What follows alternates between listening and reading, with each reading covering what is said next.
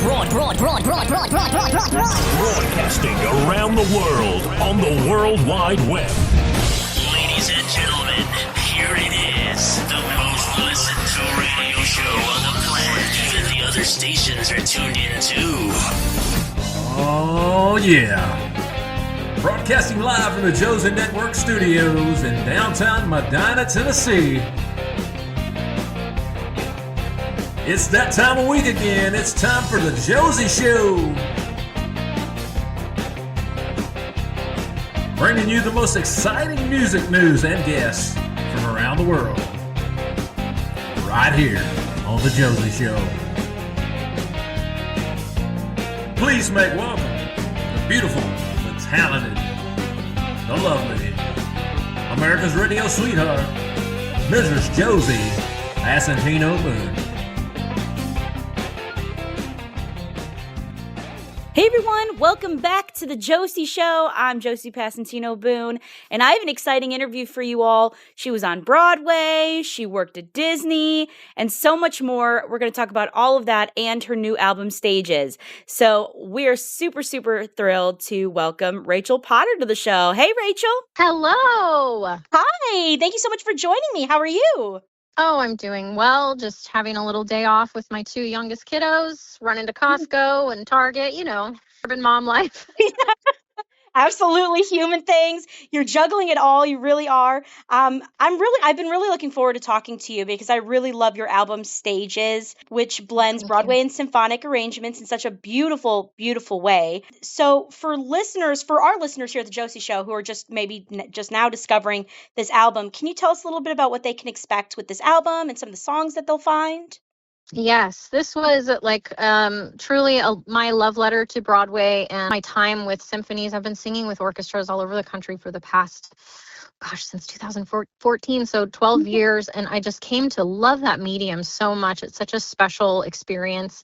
And of course, I dedicated most of my career to Broadway and musical theater genre. So this was something I really just wanted to do that I thought would be really fun and get to kind of just get back in touch with that side of myself and get a chance to collaborate with some amazing artists. So really what you'll find on there are some really unique arrangements, like full lush symphony orchestrations, and then some really fantastic collaborators, friends of mine from, the many decades that I've been in the musical theater world and the world of Disney. Being able to bring them into the fold and get to work with them. And it was a blast.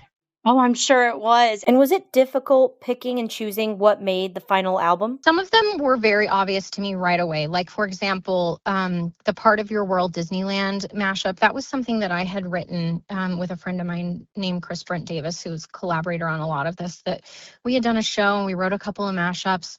And I knew I wanted to do that because the way that I started in musical theater was that my very first job at Disney World when I got hired as the Little Mermaid.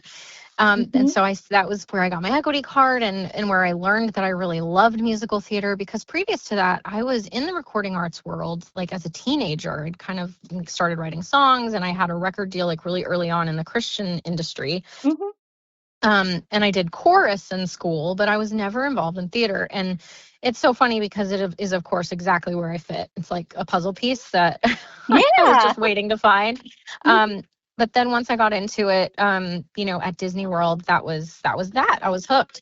So, from there on, that was just such a big part of my life, my time at Disney and all the people that I met there, my friendships that I made there. That was truly my college experience. Disney was my sorority. Yes, for sure. So was fun. Yeah, so super important. And then I had another arrangement I had written, the Les Mis medley that I did with Natalie Weiss, which was on my own, I Dreamed a Dream. I mean, I'd written that 7 years ago and just was sitting on it and waiting to do something with it. So, some of them were just very obvious, but there were others where I would really just spend a ton of time researching and listening and, hours and hours of I made playlists on Spotify and all this time, listening to songs. And then it was funny, one night I was listening to Come What May from Moulin Rouge, and I was like, God, I love this song so much, but it just feels kind of boring and done. And as it stands, just as a duet. And I was like, that's not really very exciting.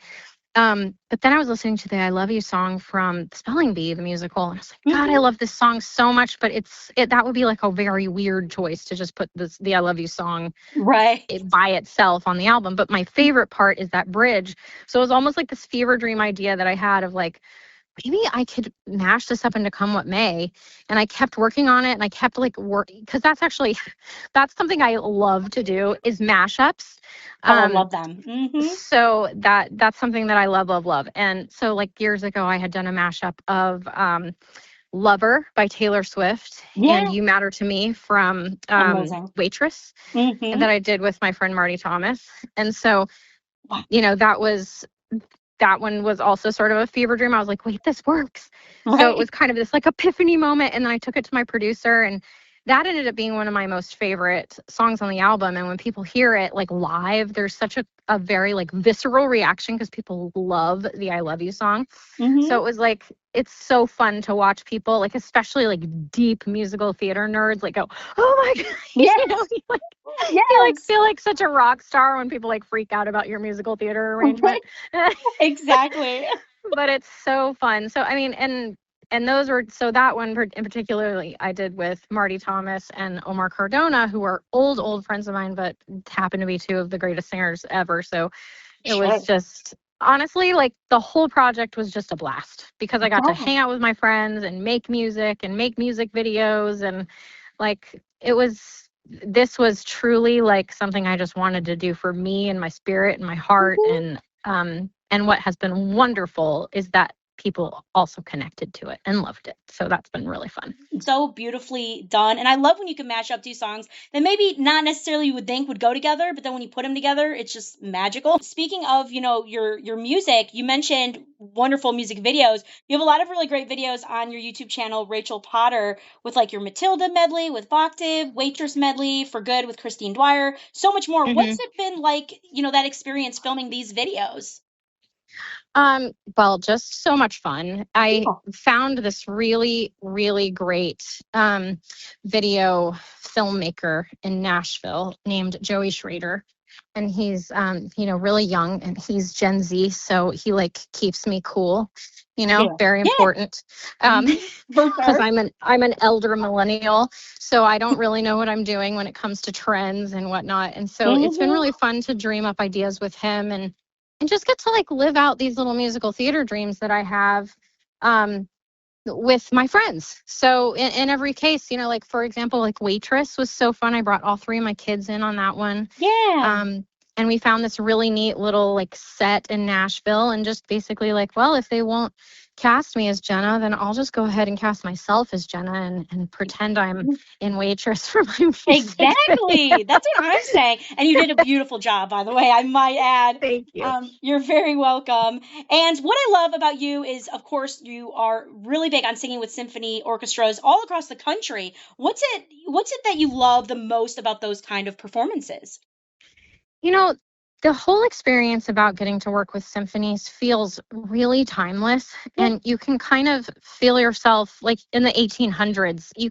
It's like such a connection to music through the centuries, truly, because it's such an old form of making music. So I think that that's something that's so special. I always felt like that too in like madrigal choirs in high school and stuff, when we would do like all the old material.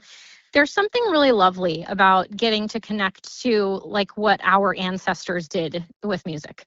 And so that's something really neat that I love. It's just such a timeless form of being able to make music. And it's also just a wall of sound. And I love, they say something, and I'm sure you've heard this before, like in the theater, when everyone is in the theater watching a musical or watching an orchestra or something, that all of our hearts, like our heartbeats sync up, that there's been like studies done about this, that there's like a connection, like almost like a soul connection. And so I think that's a really a big similarity between musical theater and then also symphonic, like orchestra performances, where everyone is there experiencing this art at the same time, and there's a connection that happens. And I just am really fascinated by that and love that so much. And then not to mention that it's like, 80 some odd people on the stage, all like being a cohesive unit to create this moment. So there's in both an orchestra or in a theater production where you have a big ensemble and a band, so it's a really, I love those kind of community events where everyone's participating to create the same moment for the audience. I think is really special. And so that I just wanted to incorporate both of those loves in this album. And I have one last fun question for you. Are you ready? I'm ready. Perfect. So, of course, you've performed on Broadway as Wednesday Addams in The Addams Family, The Mistress in the revival of Evita. Do you have any interesting or funny audition stories? Anything you could share with us today? Oh, sure. Yes. So I am a person who loves a little bit of an insinuated costume. So when I went in for every single one of the roles that I've ever booked, I had just an insinuated costume. So with Glenda, I wore like a light blue cocktail dress with like every piece of rhinestone jewelry that I've ever owned and bright sparkly shoes. Then for Wednesday, I wore like Converse and I tried to like really capture the Wednesday outfit. I put white powder all over my, literally baby powder, like all over my face, and like blacked out my eyes and put my hair in braids. And then for the Mistress, funny story, I went really bold and I literally wore a nightgown with no bra, no shoes, no makeup, and it took every bit of me to not do my hair and my makeup. Amazing. But I literally went in there without my hair done. Like I rolled out of bed and I'm like, this is it. This is how I'm going in. Yes. So that's how I went in. So those were some fun audition stories that it's so funny. Yeah. And everyone's always like, do you think do a little costume for an audition? I say yes, because it worked for me those 3 times. Absolutely. Listen, you're serious about it. You're serious about your craft. Yeah. Well, it also gives the opportunity for them to kind of, they don't have to use their imagination as much to see you in the role. Right. So without looking like a psycho, you don't want to go full costume, but just a little insinuation. Never hurt anybody. A little thing. Yeah, absolutely. Absolutely. And for those out there that want to find you on your website and social networking sites, can you just give out those for us? Yeah, for sure. You can find me on Instagram and TikTok at The Rachel Potter. I'm also on Facebook. I think that's Rachel Potter Music, as is my website, which is rachelpottermusic.com. to keep up with me. And if you're in the Nashville area, we didn't get a chance to chat about this, but I'm also hosting and producing a show at the Analog at the Hutton Hotel. And it's usually once a quarter. It's called Off Broadway at the Hutton. I bring in Broadway stars from New York and all over the country, and we do a themed Broadway cabaret style show. So that one's happening again on July 11th. And we're going to do Addams Family in concert October 30th and 31st at the Hutton. So if you're in the Nashville area or want to come visit us, there's going to be really fun too. Oh, I'm there. All right, perfect. All right, cool. Oh, I can't wait. Yeah, get back with me and I'll make sure you have comps and you can come. That would be awesome. You're so sweet. Thank you so much. And thank you again for joining me. It was a pleasure. Absolutely. Thank you. Thank you all so much for tuning into the Josie Show today. And thank you to my special guest, Rachel Potter, for joining me. It was a lot of fun. And we'll see you all next time. And wherever you're listening, I appreciate you for listening always to the Josie Show. And we'll see you again next time. And have a beautiful rest of your day. All right. Bye-bye.